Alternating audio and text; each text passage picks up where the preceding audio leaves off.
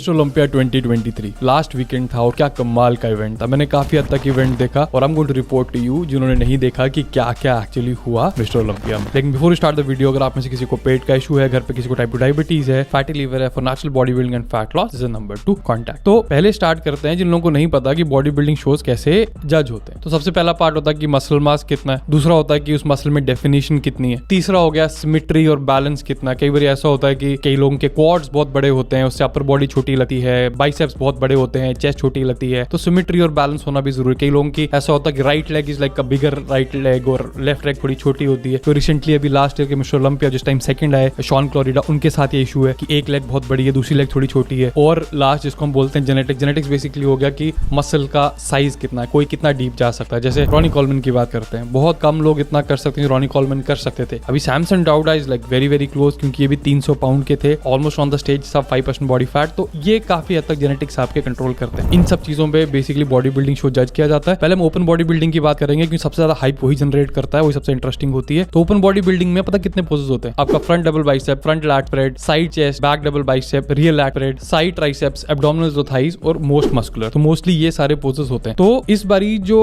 Open body building थी उसमें 3 लोग थे जो बोन ऑफ कंटेंशन जिनका था कि जो लोग जीत सकते थे। वो कौन से थे? वो फर्स्ट कॉल आउट कर पता चल गया था जैसे ही प्री जजिंग हुई, फाइनल्स में आना शुरू हुए। एक हमारे लास्ट ईयर के Mister Olympia Hadi Choopan, last year के 212 चैंपियन डेरेक लैंसफोर्ड और सैमसन डाउड। अब डेरेक लैंसफोर्ड पहले ऐसे 212 चैंपियन थे जो ओपन बॉडी बिल्डिंग चैंपियन भी बनने की कोशिश कर रहे थे। सैमसन डाउडा, इनकी खास बात ये कि ये शो आफ्टर शो इतनी कमाल की इंप्रूवमेंट्स करते हैं कि कुछ भी इनसे एक्सपेक्ट किया जा सकता है। इनका स्ट्रक्चर, इनकी हाइट, इनका मसल मास, इनकी 300 पाउंड ऑन स्टेज थे। और हमारे तीसरे पर्शियन वुल्फ हार्डी चूपन, जिनकी कंडीशनिंग एकदम टॉप नॉच। लेकिन जीता किसने ये शो? जीता ये हमारा डेरेक लैंसफोर्ड ने। अब शो जीतने के बाद अगर आप देखो तो जो हार्डी चूपन थे, हार्डी चूपन जैसे एक फर्स्ट फोटो हुआ उसके बाद हार्डी चूपन स्टेज छोड़ के ही चले गए क्योंकि वो बहुत अपसेट थे। बॉडी बिल्डिंग सब्जेक्टिव स्पोर्ट है, लेकिन अगर बात करें इन तीनों के कंपैरिजंस में तो किसने कहां बाजी मारी? तो सैमसन की बात करें, सैमसन का साइज सबसे ज्यादा था, लेकिन कंडीशनिंग डेरेक और हार्डी की जैसी नहीं थी इनकी। तो अगर वैसे इन तीनों में से कोई भी जीता तो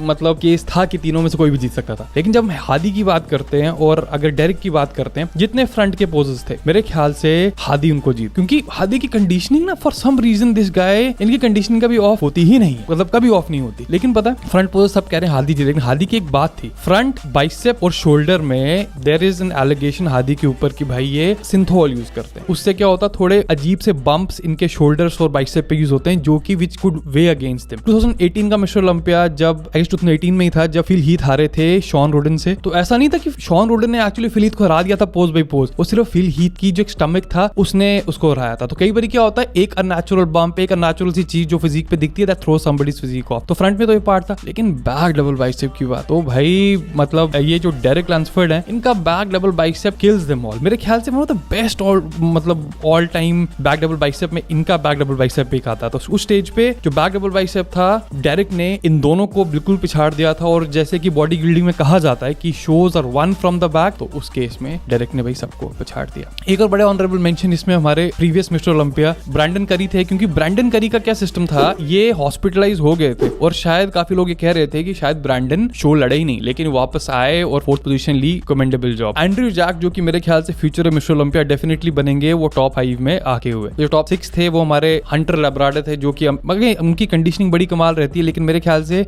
उनका जो स्ट्रक्चर था, बाकी चीजें थी टॉप 5 में आने के लिए उतनी काफी नहीं थी। और जो हमारे यूरोप से आए हुए माइकल क्रीजो थे, जिन्होंने मतलब काफी हाइप बचाई थी, वो फाइनली उन्होंने टॉप 10 इस बारी क्रैक कर लिया। तो काफी हद तक जो इस बारी टॉप 10 थी बहुत ज्यादा कंपेटिटिव थी। अब बात करते हैं हम classic physique mister Olympia. Classic physique में जो हमारे रेनिंग मिस्टर ओलंपिया हैं और जिन्होंने क्लासिक फिजिक डिवीजन बनाई है, मिस्टर क्रिस बम्स्टेड, इनको हर बारी कुछ ना कुछ हो जाता है, लेकिन in spite of all the adversity ये जीत जाते ही। आई गेस जेनेटिकली ये बड़े स्ट्रॉन्ग हैं, मतलब he is got a lot of muscle, shape कमाल की है। इस बारी इनका जो लैट था वो थोड़ा मतलब इट वाज स्ट्रॉन्ग, तो 10 वीक पहले, लेकिन करते करते इन्होंने मतलब पूरी कंपीट की, मतलब सारा पूरा कंपटीशन किया और जीत भी गए। जो सेकंड इस बारी आए रमोन डिनो, जो ब्राजीलियन है, मेरे ख्याल से future mister Olympia, classic physique mister Olympia बनेंगे ही बनेंगे। लास्ट जो एडिशन था क्लासिक फिजिक का, मेरे ख्याल से क्रिस बम्स्टेड की जो फिजिक थी वो बहुत बेटर थी as compared to this one. इस टाइम वो जीत तो गए, लेकिन जो फर्स्ट और सेकंड प्लेस की फिनिश थी वो थोड़ी क्लोज थी, क्योंकि देखो जब लैट आपका टूर हो जाता है 10-10 वीक्स इनटू द प्रेप, तो बहुत मुश्किल काम हो जाता है। लेकिन आई गेस जो क्रिस हैं, he doesn't intend to compete a lot, क्योंकि भाई 5 टाइटल्स मेजर तो जीत चुके हैं, ऑटोइम्यून कंडीशन भी है, तो हो सकता है कि क्रिस रिटायर हो जाए 1-2 साल में, लेकिन अगर नहीं भी होते तो I think still can be a lot of Mister Olympias. फिर बात करते हैं हम 212 की। तो 212 में I was little shocked. Shaun Clarida जो रेनिंग मिस्टर ओलंपिया थे वो हार गए कियोन पियर्सन से। देखो अगर आप सारे पोजेस कंपेयर करो ना, मेरे ख्याल से जो डेंसिटी है शॉन के मसल्स में, जो फुलनेस है वो कहीं ज्यादा थी कियोन से, लेकिन कियोन शॉन को एक कैटेगरी में मारते हैं। वो कैटेगरी पता क्या? वो कैटेगरी है shape. कियोन is got like godly, क्या स्ट्रक्चर है इनका, थोड़े से लंबे भी हैं, तो डिपेंड करता है जजेस ने क्या चूज किया, लेकिन पोज बाय पोज अगर आप हर पोज देखो it's very difficult to understand कि शॉन क्यों नहीं जीते, लेकिन अगेन बॉडी बिल्डिंग है, सब्जेक्टिव स्पोर्ट है।